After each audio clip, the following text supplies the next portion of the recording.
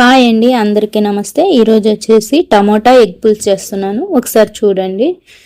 అన్నంలోకి, చపాతీలోకి, రోటీలోకి, బటర్ నాన్లోకి అన్నిట్లోకి బాగుంటుంది, చాలా బాగుంటుంది. ఒకసారి ట్రై చేయండి. ఫస్ట్ వచ్చేసి స్టవ్ వెలిగించి ప్యాన్ పెట్టుకొని అందులో కొంచెం ఆయిల్ వేసేసి, ఆయిల్ వేడయ్యాక బిర్యానీ ఆకులు 2 చిన్నవి, కొంచెం దాల్చిన చెక్క, 3 లవంగాలు వేసేసి ఒకసారి కలుపుకొని అవి వేడయ్యాక ఆనియన్స్, పచ్చిమిర్చి వేసుకోవాలి.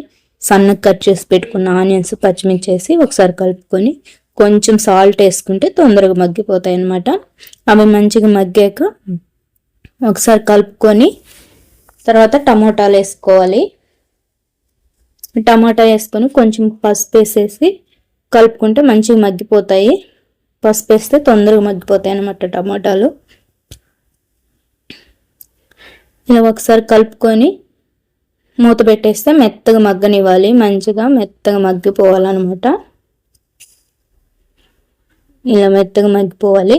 మగ్గిపోయినా కొంచెం కారం, కొంచెం ధనియాల పొడి వేసేసి ఒకసారి కలుపుకోవాలి. ఇలా మగ్గిపోయినాయి కదా, ఇప్పుడు కారం, ధనియాల పొడి వేసేసి ఒకసారి కలుపుకొని కొంచెం ఒక 2 నిమిషాలు వేగనిచ్చి తర్వాత ఒక 1/2 గ్లాస్ వాటర్ పోసేయాలన్నమాట. మూత పెట్టేసి మగ్గనివ్వాలి. చిక్కగా రావాలి గ్రేవీ. చిక్కగా వచ్చేంత వరకు ఉడకనిచ్చేసి తర్వాత ఎగ్స్ కొట్టేసేయాలన్నమాట. మీకు ఎన్ని ఎగ్స్ కావాలో అన్ని ఎగ్స్ కొట్టేసి అవి కదలకుండా ఎగ్స్ని కదిలియకూడదు అనమాట. కదిలిస్తే చెదిరిపోద్ది. చెదిరిపోకుండా కదలకుండా దూరంగా కొట్టేసి మూత పెట్టేసేయాలి. ఇలా మూత పెట్టేసి కొంచెం గట్టిపడ్డాక తీసి మళ్ళీ తిప్పి మళ్ళీ ఉడకనివ్వాలి. ఇంకా 2 నిమిషాలు ఉంచేసి స్టవ్ కట్టేసేయండి. అంతే, చాలా టేస్టీగా ఉంటుంది. ఒకసారి ట్రై చేయండి.